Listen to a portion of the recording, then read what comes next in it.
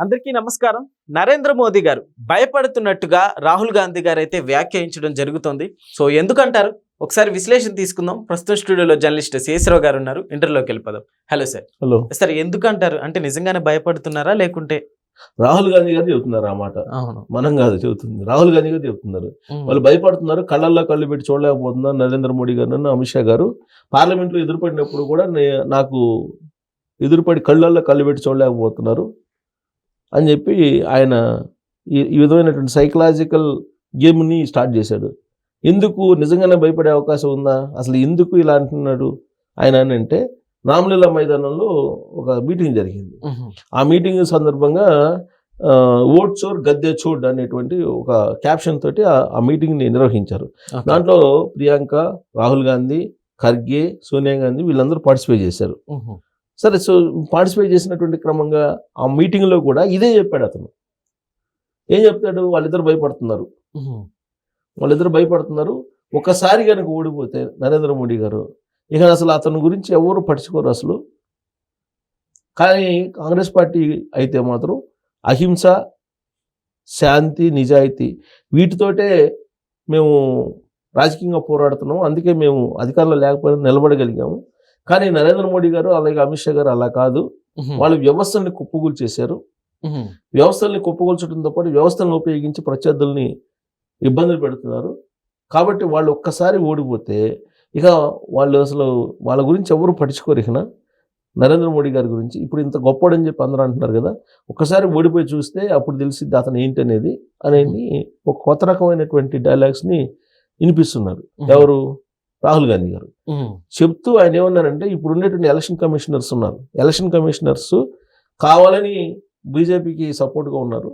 Election కమిషనర్స్ని విచారిస్తాం మేము, election commissioners మీద విచారణ లేకుండా చట్టాన్ని తీసుకొచ్చారు.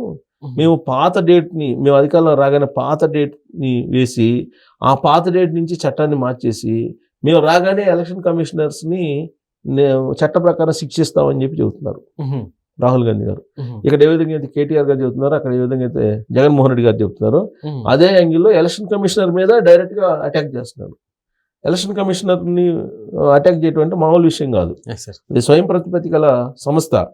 దానికి సంబంధించిన కమిషనర్ అంటేనే ఒక ప్రత్యేకమైన రాజ్యాంగబద్ధమైనటువంటి గౌరవం, రాజ్యాంగబద్ధమైన రక్షణ ఇవన్నీ ఉంటాయి వాళ్ళకి. కానీ మేము రాగానే మీ అంత చూస్తాం, మీ చట్టం ప్రకారం మేము మిమ్మల్ని శిక్షిస్తామని చెప్పి చెబుతున్నారు. ఎవరు? రాహుల్ గాంధీ గారు.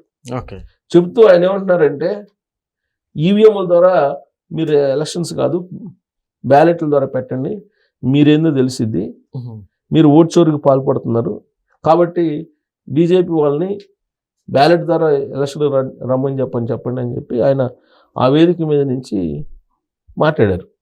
అంటే ఈవీఎంలు మ్యానిపులేట్ చేసి గెలుస్తున్నారు వీళ్ళు అనేటువంటి యాంగిల్లో చెప్తున్నాడు రాహుల్ గాంధీ గారు.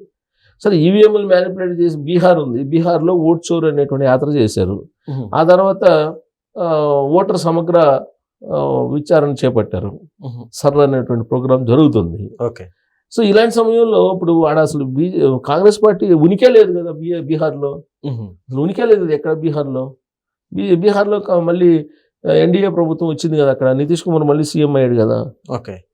అక్కడేమో సమాజ్వాదీ పార్టీకను ఉత్తరప్రదేశ్లో కాంగ్రెస్ పార్టీకి పడదు, అక్కడేమో జేడీయూ కను కాంగ్రెస్ పార్టీకి పడదు బీహార్లో.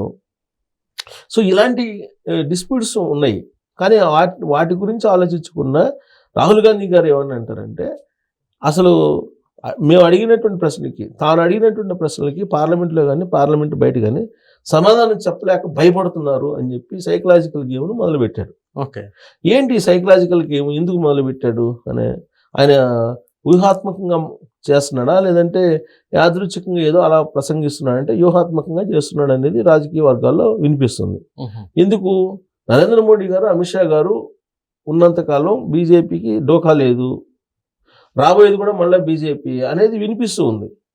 వాళ్ళంత ధైర్యవంతులు ఎవరు లేరు అనేటువంటిది పబ్లిక్లోకి వెళ్ళిపోయింది. వాళ్ళతో పెట్టుకుంటే రాజకీయంగా ఎవరైనా నాశనం కావాల్సిందనే ఒక భయం ఏర్పడింది. ఆ భయం నుంచి అందరినీ బయటికి తీసుకురావడానికి, ఆ భయం నుంచి బయటికి తీసుకొస్తేనే కాంగ్రెస్ పార్టీతో కలిసి వెళ్ళడానికి బలమైనటువంటి ప్రాంతీయ పార్టీలు ముందుకు వస్తాయి. కానీ ఇప్పుడు భయం, ఒక రకమైనటువంటి భయం ఏంటి? వాళ్ళు భయపించారా, లేదంటే వ్యవస్థలతోటి వాళ్ళు వీళ్ళ మీద దాడులు చేయించారు. ఇవన్నీ పక్కన పెడితే నరేంద్ర మోడీ గారితో అమిత్ షా గారితో పెట్టుకుంటే మనం రాజకీయంగా నష్టపోతాము అనేటువంటి అభిప్రాయం ఎక్కువ మందిలో ఉంది. ఓకే.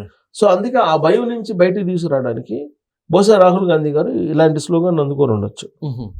ఇప్పుడు పార్లమెంట్లో కళ్ళతో కళ్ళు పెట్టి చూడాల్సిన అవసరం ఏముంది? రాహుల్ గాంధీ గారిని అధ్యక్షుడు ఉంటాడు, అధ్యక్షుడిని చూసి చెప్తారు. స్పీకర్లు ఉంటారు కదా, స్పీకర్ ఉంటారు, స్పీకర్ని ఉద్దేశించి స్పీకర్తో మాడతారు. రాహుల్ గాంధీ గారు వస్తుంటే ప్రధానమంత్రి అమిత్ షా గారు పక్కకి వెళ్తారా?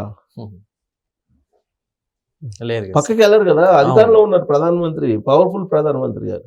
అలాగే హోంశాఖ మంత్రి అమిత్ షా గారు, మొత్తం పోలీసు వ్యవస్థ మొత్తం హోంశాఖ మొత్తం ఆయన ఆధ్వర్యంలో ఉంటుంది. ఆయన ఎందుకు భయపడతారు రాహుల్ గాంధీ గారిని చూసి? లేదా నరేంద్ర మోడీ గారు ఎందుకు భయపడతారు రాహుల్ గాంధీ గారిని చూసి? తాను అడిగే ప్రశ్నలకి సమాధానం చెప్పలేక వాళ్ళు గిల్టీ ఫీల్ అయ్యి వెళ్ళిపోతున్నాడు అని చెప్పి ఈయన చెప్తాడు. వాళ్ళు ఎందుకు గిల్టీ ఫీల్ అవుతారు? ఇప్పుడు ఈయన అడిగే ప్రశ్నలకు సమాధానం చెప్పలేదని చెప్పి గిల్టీ ఫీల్ అవుతారని చెప్పేసి ఆయన చెబుతున్నాడు. సో కాబట్టి ఇదంతా కూడా సైకలాజికల్ గేమ్ని స్టార్ట్ చేశాడు రాహుల్ గాంధీ. ఎందుకంటే డైరెక్ట్ ఫైట్ చేస్తే వర్కౌట్ కాల, బీహార్లో వర్కౌట్ కాలేదు, అంతకుముందు వర్కౌట్ కాలేదు, ఎక్కడ వర్కౌట్ కావట్లేదు డైరెక్ట్ ఫైట్ చేస్తే.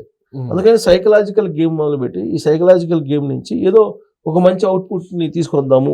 ఒకసారి ఓడిపోతే నరేంద్ర మోడీ గారు ఏమి ఉండదు అని అంటారు. ఇప్పుడు నరేంద్ర మోడీ గారు ఏజ్ 75.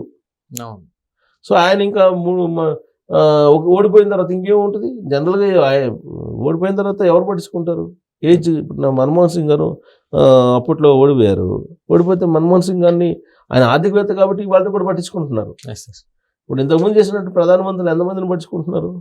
లేదు అసలు. అధికారంలో ఉన్నప్పుడే పట్టించుకుంటారు, అధికారం పోయిన తర్వాత ఎవరు పట్టించుకోరు. ఇప్పుడు రాహుల్ గాంధీ గారు అదే చెప్తున్నారు. రాహుల్ గాంధీ గారు ఏమంటారు? ఒకసారి ఓడగొట్టండి, ఆయన గురించి మర్చిపోతాం మనం అని అంటాడు. ఓకే. సో రాహుల్ గాంధీ గారు లేవనెత్తినటువంటి అంశాలు అనేది ప్యూర్గా సైకలాజికల్ గేమ్. సో ఈ సైకలాజికల్ గేమ్ ద్వారా నరేంద్ర మోడీ గారికి అలాగే అమిత్ షా గారికి ఉన్నటువంటి గ్రాఫ్ ఏదైతే ఉందో ఈ గ్రాఫ్ని తగ్గించడానికి ప్రయత్నం ఆయన ప్రారంభించినట్టు కనపడుతుంది. ఓకే. మరి అది ఎంతవరకు వర్కౌట్ అయింది అంటే రామ్లీలా మైదానంలో పెద్ద ఎత్తున సభ అయితే నిర్వహించారు. ఓట్ షోర్ గద్దె చూడని, నరేంద్ర మోడీ గారిని గద్దె దించాలి అని అంటాడు ఆయన.